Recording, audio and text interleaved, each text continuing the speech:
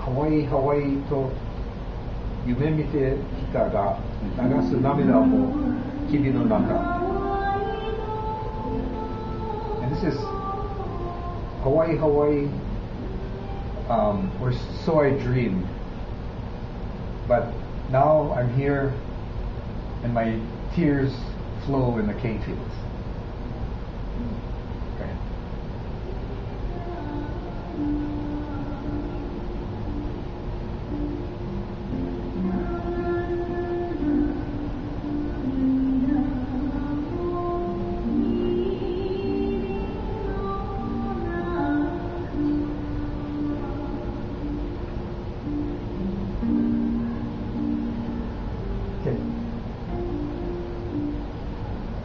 As you can probably tell, those of you who know music, I mean, my kids said, I don't have a voice. And, most kids want their parents to sing them lullabies, and I could read stories. But if I sang to my kids, they said, Dad, you know what? If you don't sing, we'll go to sleep right away. My wife has a good voice, so they would let her sing, but me, no, forget it. But the tunes are basically the same. There's some variations, and depending on who the individuals are, you get a slightly different version. The CD that Ted is playing for you, it was done by a woman named Allison Arakawa, and she's a young woman, and I guess now about 30.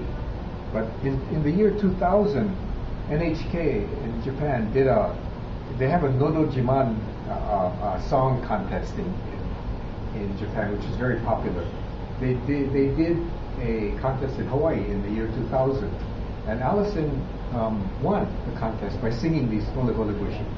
So now, although we had thought that the whole genre would die out with the immigrant generation, and really the immigrants are gone. Now the second generation are really quite elderly. My parents, for example, my mom, who's second generation, is 91. So that's basically the second generation age. Or Senator Inoue is 84. So that generation is also rapidly leaving us. So we thought that because these songs had never been captured and never been translated, never been popularized, that once the Issei, the immigrant generation, disappeared, the songs would disappear with them. Well, we didn't count on a couple of things. One, that there would be some newspapers, for example, that would try to keep this tradition alive.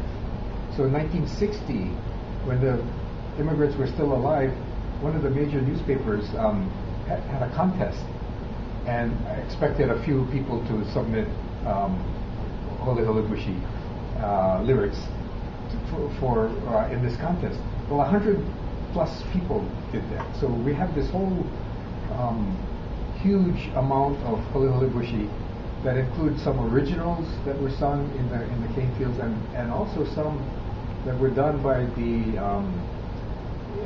immigrant generation who are now in their 80s and 70s and 80s, looking back on how things were and recollecting what reminiscing about what their experiences have been like. So I'll talk a little bit about that. But there was one guy, a music teacher named Harry Urata, who thought this was a very important thing to collect and to keep.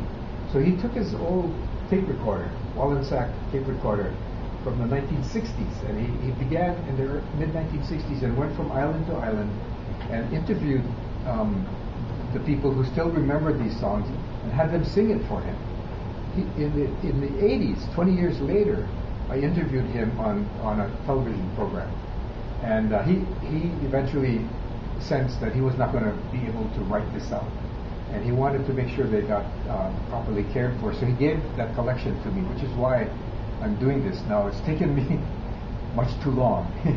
I had intended to try to put this together as a book, and a CD or DVD, which I will do, and I'm hoping to finish this year. But one of the things that happened is that people like Allison, who was a student of Mr. Urata's for 19 years, so she actually really became another tradition bearer and learned these songs and now can teach the songs to other people.